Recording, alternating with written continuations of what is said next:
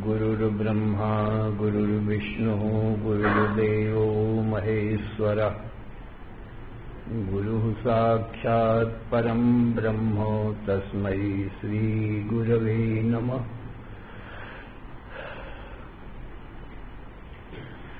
न गुरोः अधिकं तत्त्वं न गुरोः अधिकं परं गुरोः परतरं नास्ति तस्मात् सम्पूज्यते गुरो।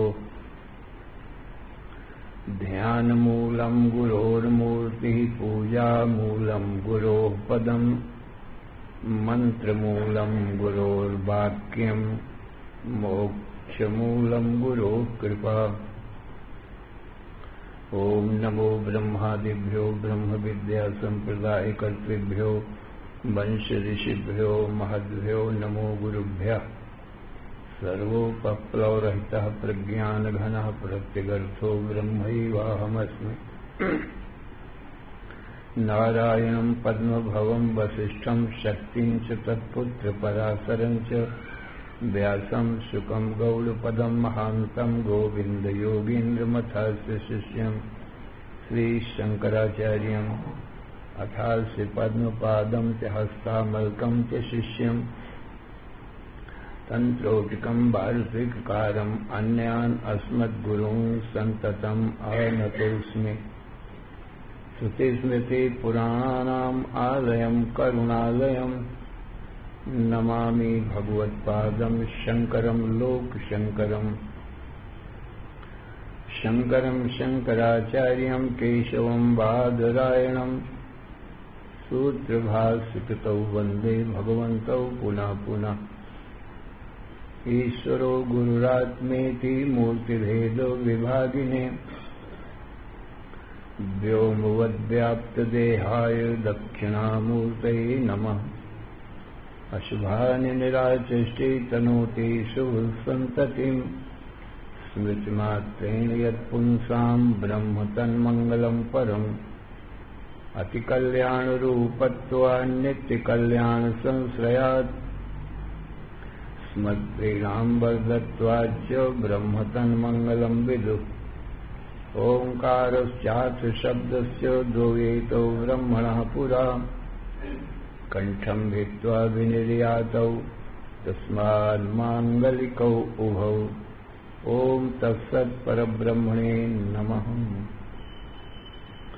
श्रीराम जय राम जय जय राम। श्रीराम जय राम जय जय राम। श्रीराम जय राम जय जय राम। श्रीराम जय राम जय जय राम।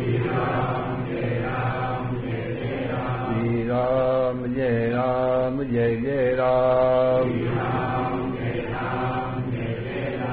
धर्म की अधर्म का प्राणियों में विश्व का हर हर महादेव। असुरन शरण कारण करुण करुणा वरुणालय कर्तुम अकर्तुम अन्यथा कर्तुम समर्थ नित्य शुद्ध बुद्ध मुक्त स्वरूप अनंत कोटि ब्रह्मांड नायक परात्पर पूर्णतम पुरुषोत्तम परब्रह्म सच्चिदानंद घन सर्वज्ञ सर्वशक्तिमान सर्वाधार सर्वाधिष्ठान भगवान श्री कृष्ण से अर्जुन ने हाथ जोड़कर प्रार्थना किया, हे भगवान मेरे परम कल्याण का उपाय बतावें, अर्थात आत्यंतिक दुखों की निवृत्ति, नित्य सुख शांति की प्राप्ति, मृत्यु की निवृत्ति, अमृतत्व की प्राप्ति। मैं आपका शिष्य हूँ, आपकी शरण में हूँ, मेरा तन मन बुद्धि प्राण आपके चरणों में अर्पण है, आप मेरे परम कल्याण का उपाय बताओ। तो भगवान श्री कृष्ण बोले, हे अर्जुन, एक तो मैं हूँ और दूसरी मेरी माया है, वो दो ही चीज है। मैं स्वभाव से ही सच्चिदानंद घन ब्रह्म हूँ और मेरा अंश होने से जीव भी मेरा स्वरूप ही सच्चिदानंद ब्रह्म है। तो जो ब्रह्म है तत्वमसि, वही तू भी है, तू जीव है और मैं ईश्वर हूँ। हमारा तुम्हारा जो वास्तविक स्वरूप है सो ब्रह्म है। रही मेरी माया, वो तो छाया के समान झूठी है, वो दृश्य रूप है। माया अनेक रूप धारण करती है। अब तुम माया का स्वरूप सुनो। भूमिरापो नलो वायु खम मनो बुद्धिरेव च अहंकारेति यम में भिन्ना प्रकृतिरष्टधा अपरेयम इतस्त्वन्याम प्रकृतिम विद्धि में पराम जीवभूताम महाबाहो येदम धारिते जगत एतद्योनीनि भूतानि सर्वाणि त्रिपुधारय अहम कृष्णस्य जगतः प्रभुः प्रलयस्तथा। अर्जुन, दो प्रकार की मेरी महामाया शक्ति है, उसी को प्रकृति भी कहते हैं, जड़ और चेतन। चेतन कहने से मुझ सच्चिदानंद घन ब्रह्म का आभास समझना, प्रतिबिंब समझना, और उसको ज्ञान होता है, वो चेतन होता है न जीव। प्रतिबिंब भी चेतन होता है, जैसे मैं चेतन होता है ऐसे मेरा प्रतिबिंब भी चेतन होता है। तो पृथ्वी, जल, अग्नि, वायु, आकाश, मन, बुद्धि, अहंकार, ये 8 हो गए। भूमि रापो नलो वायु खम, भूमि भूमि पृथ्वी, आपो आप माने जल, अनल नाम अग्नि का है, भूमि रापो नलो वायु, और वायु भूमि रापो नलो वायु खम, खम नाम आकाश का है, आकाश को खा कहते। मनोबुद्धि रेव, मन और बुद्धि, अहंकार 8 हो गए। अहंकार इतियम में भिन्न प्रकृति रष्ट था, ये 8 भागों में विभक्त भई ये मेरी अष्टधा प्रकृति, इसको अपरा कहते हैं। अपरेयम इतस्त्वन्याम प्रकृतिम विद्धि में पराम, इससे जो भिन्न है वो मेरी परा प्रकृति है, क्योंकि वो चेतन है और ये जड़ है। ये अष्टधा प्रकृति को कुछ ज्ञान नहीं है, पर प्रकृति जो परा है, जीवभूताम महाबाहो येदम धारिते जगत, वो जीव रूप है, माने मेरा प्रतिबिंब रूप है।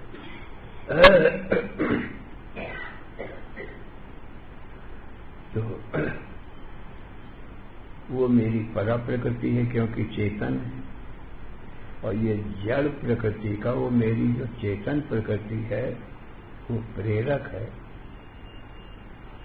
जड़ प्रकृति को प्रेरणा देता है वो, तो जड़ प्रकृति में हलचल होती है, सत्ता स्फूर्ति आती है, वो जड़ प्रकृति जगत का रूप धारण कर लेती है।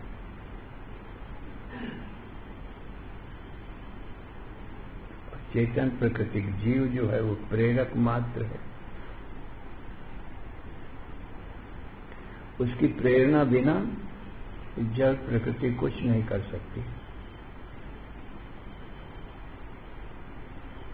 एक तो चेतन तत्व है, वो तो मेरा स्वरूप है, सच्चित आनंद सत्यम ज्ञानम अनंतम ब्रह्म, वो तो मेरा स्वरूप शुद्ध है, जीव का वास्तविक स्वरूप है।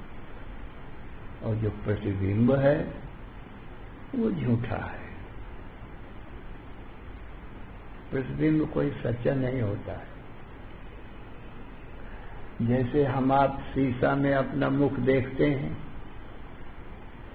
तो वो जो मुख शीशा में दिखाई पड़ता है वो झूठा हुआ करता है, वो सच्चा नहीं हो सकता है।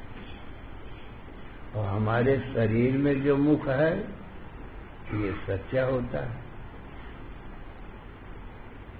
और जो शीशा में दिखाई पड़ता है मुख वो झूठा होता है,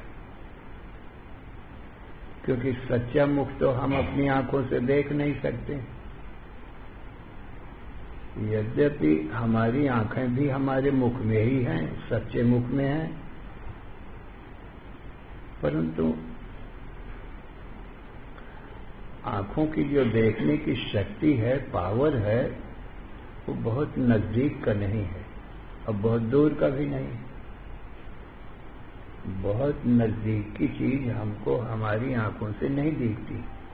जैसे हमारा मुख, आंख, कान, नाक, न मुख दिखाई पड़ता है अपना, न अपनी आंख अपने आंख से दिखाई पड़ती है, और न नाक दिखाई पड़ती है, और न ही कान दिखाई पड़ते। देखो, दिखाई पड़ते हैं किसी को अपने आंख, कान, नाक, मुख? नहीं दिखाई पड़ता है, क्योंकि आंखों की शक्ति सीमित है, बहुत नजदीक का नहीं देख पाती। तो हम सच्चा मुख तो देख नहीं सकते अपनी आंखों से, और बहुत दूर का भी आंखों से नहीं दिखाई पड़ता है, क्योंकि दूर देखने में भी पावर है आंखों, कितनी दूर तक देख सकते हैं। जैसे यहां से बैठे बैठे हम गंगा के इस पार का हाल देख सकते हैं कुछ दूर तक, पर उस पार का हाल हमको इस आंख से नहीं दिखाई पड़ेगा। और हरिद्वार से आगे न हरिद्वार का दिखाई पड़ेगा, फिर उसके आगे तो दिखेगा ही कैसे? फिर उसके आगे जो देश हैं वो कैसे दिखाई पड़ेंगे? तो बहुत दूर का भी नहीं दिखता है और बहुत नजदीक का भी नहीं दिखता है। लोग कहते हैं कि तुम्हारा मुख बहुत सुंदर है, परंतु सारा जीवन बीत गया, हम अपने मुख को न देख पाए। जब लोगों से हम उपाय पूछते हैं, अपने मुख देखने का कुछ उपाय तो बताओ, तो लोग उपाय बताते हैं कि अपना मुख तुम शीशा में देख सकते हो, दर्पण में देख सकते हो अपना मुख। ये लोग उपाय बताते हैं, बड़े बूढ़े सब, जिन्होंने शीशा में अपने मुख को देखा है। तो बच्चों को भी बताते हैं कि तुम अपना मुख देखना चाहते हो तो शीशा में देखो, दिखाई पड़ेगा। तब हम सज्जनों शीशा लेते हैं, शीशा में अपना मुख देखते हैं, पर शीशा भी साफ होना चाहिए, मैला नहीं होना चाहिए, चंचल नहीं होना चाहिए। और किसी वस्त्र से ढका हुआ नहीं होना चाहिए। मल विक्षेप आवरण, मल माने मैला, विक्षेप माने चंचल, आवरण माने ढका हुआ, आवृत है कोई कपड़े से। तो हम अब तो मैला भी ना होए, साफ हो, गर्दा माटी धूली उसकी पोंछ देवे, और हिलता हुआ भी ना होवे। यदि हिलता हुआ होगा तो भी हमारा ठीक मुख नहीं दिखाई पड़ेगा, और जो ढका हुआ होगा तो फिर दिखेगा ही कैसे। तीनों दोषों से रहित हो गए, तब हमारा मुख शीशा में दिखाई पड़ेगा। परंतु वो सच्चा मुख नहीं होगा। क्यों नहीं होगा सच्चा मुख? सच्चा मुख हमारे शरीर को, हमारी ग्रीवा को, गर्दन को छोड़ करके शीशा में कैसे चला जाएगा? असंभव है ना। यदि हमारे शरीर को छोड़कर इतना मुख, सिर के सहित ही तो मुख रहेगा ना, सिर में ही तो मुख है ना, तो पूरा सिर जाना पड़ेगा। जब पूरा सिर हमारा चला जाएगा शीशा में, तो ये धड़ कैसे संभलेगा? धड़ तो गिर जाएगा ना, अमंगल होकर के, मृतक होकर गिर जाएगा ना, ये सिर कट जाएगा। तो आप समझ गए होंगे कि सच्चा मुख तो शीशा में नहीं जा सकता। अब रही बात शीशा की, तो सच्चा मुख शीशा में आ भी नहीं सकता। क्यों? क्योंकि शीशा ठोस है, पोलाई नहीं है। सिर सहित इतने और मुख को इतनी पोलाई तो चाहिए, इतनी जगह तो चाहिए जितने में रखा जा सके, आ सके, ये मुख हमारा सिर आ सके। तो शीशा में तो सुई की नोक जाने की भी जगह नहीं, एक चींटी की भी जाने की जगह नहीं, पोलाई नहीं है ना, वो ठोस है ना। इसलिए सच्चा मुख नहीं जा सकता।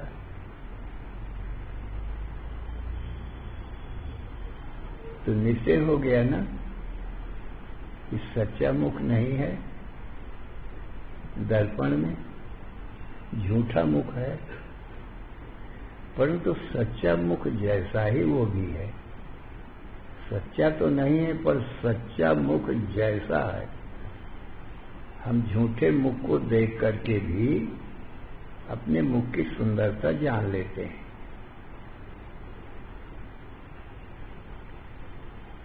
जैसा हमारा मुख है ना, वैसा ही वो प्रतिबिंब है, वो छाया है।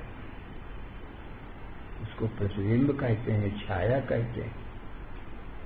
फोटो भी वही, हमारे मुख की, हमारे शरीर की फोटो भी, वो भी झूठी। क्योंकि सच्चे मुख की वो पहचान कराते हैं, सच्चे शरीर की पहचान कराते ही फोटो, तो वो सच्ची नहीं, सच्ची जैसी फोटो होती। राम कृष्ण विष्णु की हम फोटो देख करके राम कृष्ण को जान लेते हैं कि ऐसे ही होंगे वो।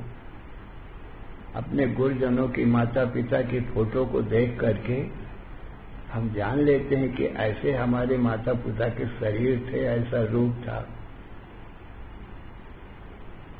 कोई वर कन्या का विवाह करना चाहते हैं और वर भी दूर हो, कन्या भी दूर हो, तो खाली फोटो भेज देते हैं कन्या की वर के पास और वर की फोटो कन्या वालों के पास। तो उस फोटो को देख करके वो वर और कन्या की सुंदरता को जान लेते हैं। सच्ची कन्या तो है नहीं वो फोटो, सच्चा वर तो है नहीं, पर सच्ची कन्या जैसी तो वो फोटो है, उसमें तो फर्क नहीं है। इसी रीति से सज्जनों, हमारा जो मुख दिखाई पड़ता है दर्पण में, वो झूठा है। हम एक हैं, हमारी फोटो हजारों हो सकती है, कितने भी लोग उतार ले, भगवान राम या कृष्ण एक हैं, पर उनकी फोटो कितनी है, गिनी जा सकती है। संसार में उन भगवान राम कृष्ण के कितने भक्त हैं, और जगह जगह फोटो लगा रखे हैं। कोई मंदिर बना रखे हैं तो मंदिर में माटी की या पत्थर की और कोई सोने चांदी की मूर्ति बना रखे हैं, पर वो भी फोटो ही जैसी है ना, सच्चे तो नहीं है। सच्चे राम या कृष्ण तो एक है, और उनके मंदिर अनेक हैं और मूर्ति अनेक हैं, तो सच्चा तो एक ही होगा। जैसे हम आप एक सच्चे हैं तो एक ही है, भाई हमारे फोटो तो अनेक है, हमारी कोई मूर्ति बना ले तो अनेक हो सकती है। तो एक तो सच्चा होता है और अनेक झूठे हुआ करते हैं, सच्चे नहीं हुआ करते हैं सज्जन। इस बात को अच्छी प्रकार से समझ लो सज्जन। इसी प्रकार से अष्टधा जो प्रकृति है, आकाश वायु अग्नि जल पृथ्वी, मन बुद्धि चित्त अहंकार, ये छाया है। जैसे पुरुष की छाया होती है तो पुरुष की छाया भी पुरुष जैसी होती है, तो पुरुष सच्चा होता है, छाया झूठी होती है। ऐसे ही ये देह इंद्रिय मन बुद्धि प्राण, ये सब हमारे सत स्वरूप की छाया है। हमारा तुम्हारा स्वरूप है सत्य चित आनंद, इसको ब्रह्म कहते हैं। वही हमारा तुम्हारा स्वरूप है ब्रह्म। ये जो शरीर दिखाई पड़ते हैं ये सत्य की छाया है, और जो बुद्धियों में प्रतिबिंब पड़ रहा है वो हमारे चिद रूप की छाया है। चेतन माने ज्ञान, ज्ञान का प्रतिबिंब भी थोड़ा, उसमें भी ज्ञान होता है। जैसे सूर्य का जो प्रतिबिंब पड़ता है शीशा में, सूर्य परम प्रकाश रूप है, तो थोड़ा प्रकाश तो उसमें भी होता है ना। शीशा में जो प्रतिबिंब पड़ता है ना, उसमें भी थोड़ा प्रकाश है। उस शीशा का प्रकाश बाहर से सूर्य में ले करके और टेढ़ा करके किसी अंधेरे कमरे में यदि खिड़की या दरवाजे से डालो तो वो दीवार में पड़ेगा जाके प्रकाश गोल गोल, तो वहां भी उजेला कर देगा दीवार में जा करके। और आपसी शीशा में पड़ेगा प्रकाश तो सूर्य तो बहुत गर्म है, पर वो शीशा का उसका जो प्रतिबिंब पड़ा है शीशा में वो भी गर्म है। यदि उस प्रतिबिंब को, शीशा के प्रतिबिंब को आप किसी रुई में डालो या कपड़ा में डालो तो वो भी जलने लगेगी। इतनी गर्मी, वो थोड़ी थोड़ी गर्मी है, थोड़ी थोड़ी चीज जला सकते हैं।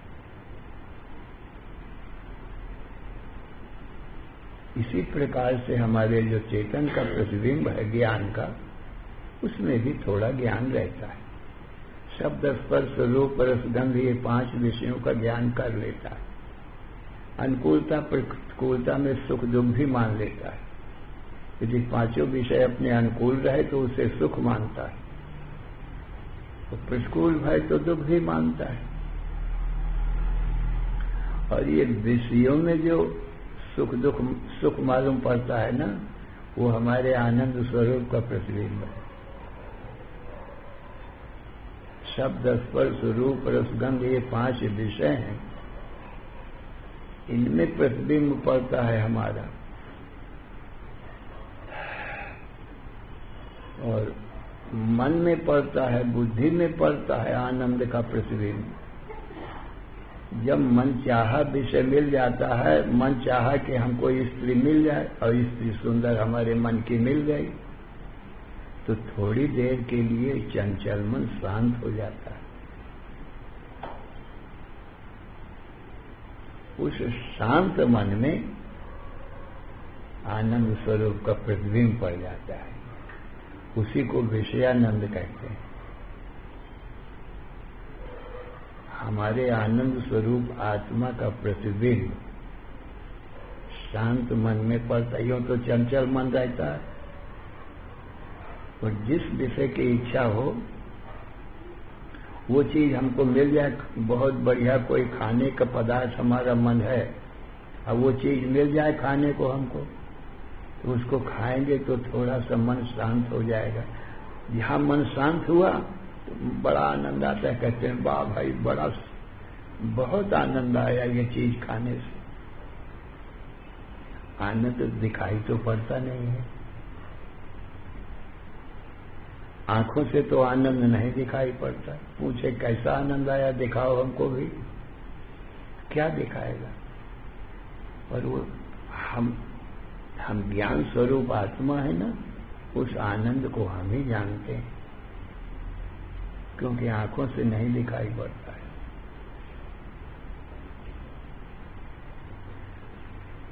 हमारे सतरूप की छाया या स्थूल शरीर है सब, ये तो आंखों से दिखाई पड़ते हैं, यह स्थूल शरीर सब। और चिद रूप का जो प्रतिबिंब है बुद्धि में, वो भी दिखाई नहीं पड़ता है।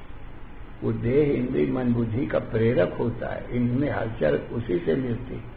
यदि वो जीव निकल जाए तो ये मुर्दा हो जाएगा शरीर, कोई इंद्रिय काम नहीं करेगी। वो प्रतिबिंब है, उसमें इतनी शक्ति सामर्थ्य। वही शब्दादि विषयों को देखता जानता है, वही आनंद का भोक्ता भी होता है। और विषयों के मिलने से चंचल मन एकाग्र होता है, तो हमारे आनंद स्वरूप का प्रतिबिंब थोड़ी देर पड़ जाता है। कहते हैं बड़ा आनंद आया।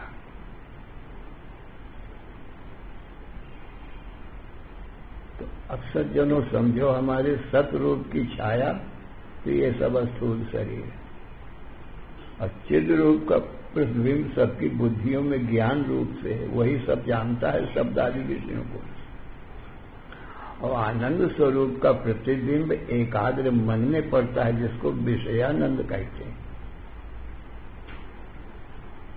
तो सचित आनंद हमारा तुम्हारा स्वरूप सत्य होगा, और ये छाया रूप शरीर और बुद्धि में पड़ा जो ज्ञान रूप प्रतिबिंब है, जितने बुद्धियों के ज्ञान है वो सब प्रतिबिंब है, और जितने विषयानंद हैं वो भी प्रतिबिंब है, वो सब झूठे ही होंगे। इस रूप से सारा संसार शरीर छाया होने से झूठे, और जितने बुद्धि में ज्ञान है वो हमारे चेतन के ज्ञान रूप के प्रतिबिंब होने से झूठे, और जितने विषयों में आनंद है वो प्रतिबिंब होने से झूठे। क्षण भर के बाद में जहां फिर मन चंचल हो गया, दूसरे विषय की इच्छा करने लगा, चंचल मन में प्रतिबिंब गायब हो गया। फिर एक आग्रमन हुआ तो फिर हमारे आनंद स्वरूप का प्रतिबिंब पड़ गया।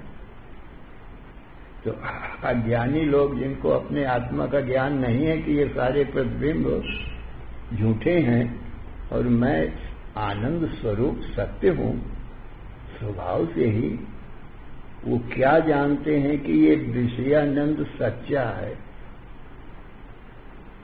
ये शरीर सच्चे हैं, यही मैं हूं, ऐसा समझते हैं। प्रतिबिंब को अपना स्वरूप मान लेते हैं। ज्ञानी अज्ञानी में यही फर्क है। प्रतिबिंब सच्चे हो नहीं सकते, वो झूठे ही रहते हैं। जिसके प्रतिबिंब है वही सत्य है। तो हमारे प्रतिबिंब है ये तीनों संसार में, ये सब झूठे हैं। तो अज्ञानी जब अपने को ये छाया रूप शरीर को अपना स्वरूप मान लेगा तो जन्म मरण के दुखों से वो कैसे बच सकेगा। छाया तो सब झूठी होती है, बनती बिगड़ती रहती है। जो शरीर ही अपने को मान बैठेगा उसके जन्म मरण को कौन बचा सकेगा? शरीर तो उत्पन्न नाश होंगे, पर हमारा सत स्वरूप की छाया, हमारा सत स्वरूप तो सत ही है, सदा ही रहेगा। जो बुद्धि में प्रतिबिंब है अपने को बुद्धिमान बैठेंगे, मैं बड़ा बुद्धिमान हूं, मैं बड़ा ज्ञानी हूं, बड़ा विद्वान हूं। अब वो प्रतिबिंब में ही ये सब ज्ञान होता है, बुद्धि में ज्ञान होता है। और थोड़ी सी नशा खा ले हुए तो बुद्धि का ज्ञान नष्ट हो जाता है। तो साक्षी का ज्ञान तो नष्ट नहीं होता है। वास्तविक जो हमारा चेतन स्वरूप वो ज्ञान तो अविनाशी है। तो जो अपने को बुद्धि ही मान लेगा तो जानेगा मैं सबसे ज्यादा बुद्धिमान हूं, मैं बड़ा विद्वान हूं। बुद्धि में तो विद्या याद की जाती, कुछ खा ले तो सब भूल जाता है, विस्मृति हो जाती। बड़े बड़े विद्वान याद रहता है, समय पर भूल जाता है। ये बुद्धि का ज्ञान जो है प्रतिबिंब का ज्ञान है, याद आ जाना फिर भूल जाना। पर हमारा साक्षी का ज्ञान तो अखंड है। ऐसे ही आनंद, विषयानंद, विषय मिले, मन एकाग्र हुआ तो आनंद आया, और मन चंचल हुआ तो आनंद खत्म हो गया। तो जो विषयानंद को आप सच्चा मानते हैं वो ये विषयानंद को खोजते रहते हैं। किसी ने अपने प्राण भी छोड़ देते हैं, क्योंकि स्त्री, पुत्र, धन, ये जितने विषय हैं ये सदा तो नहीं रहेंगे, ये तो छाया रूप है। ये सदा नहीं रहेंगे ये दुखी हो जाएगा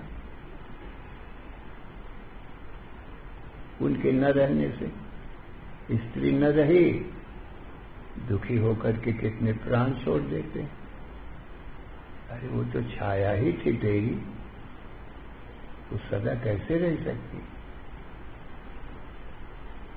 तो जो छाया को भी कोई अपना स्वरूप मान बैठे हैं वो अज्ञानी है, और उनको दुखों से कोई कैसे बचा सकता है, जन्म मरण से कैसे बचा सकता है? जो अपने को स्त्री हो, हम पुरुष हो, हम ब्राह्मण हो, हम क्षत्रिय हो, हम वैश्य हो, हम शूद्र हो, हम यही माने बैठे।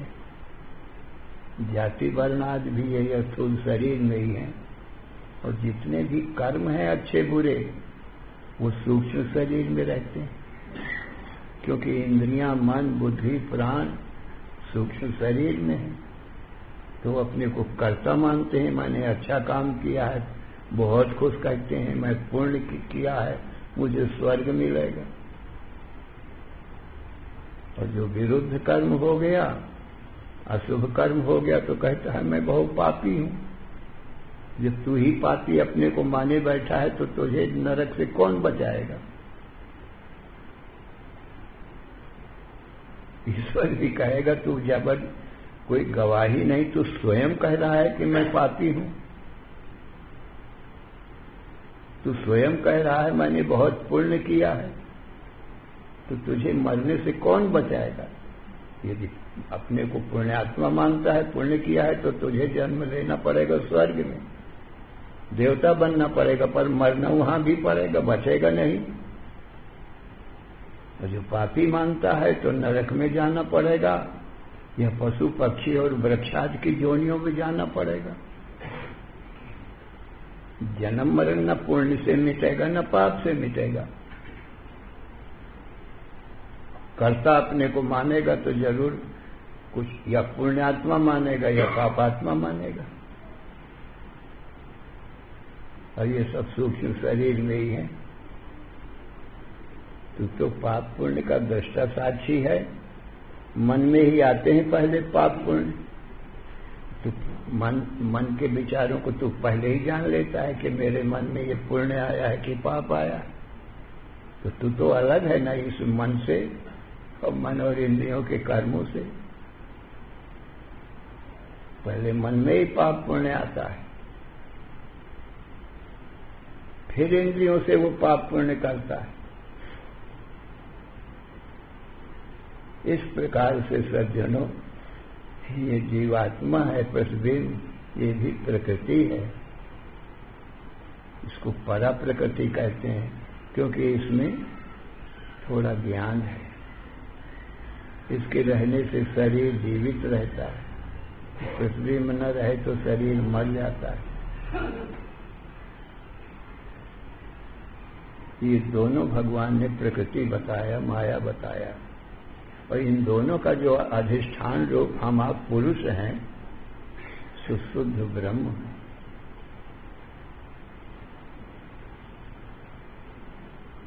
तो संसार की उत्पत्ति, पालन, संहार कहा ये दोनों प्रकृतियों का काम है। अधिष्ठान आत्मा का नहीं, ब्रह्म का नहीं। ब्रह्म तो दोनों प्रकृतियों को का दृष्टा साक्षी है, वही हमें सज्जनों दोनों प्रकृतियों को जानते हैं।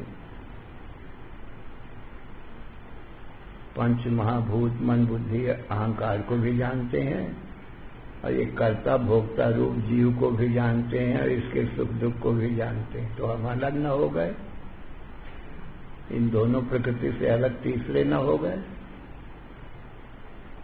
इसलिए हमारा स्वरूप प्रकृति परा पुरुषा सा काष्ठा सा परागति, प्रकृति से परे हैं दोनों प्रकार के।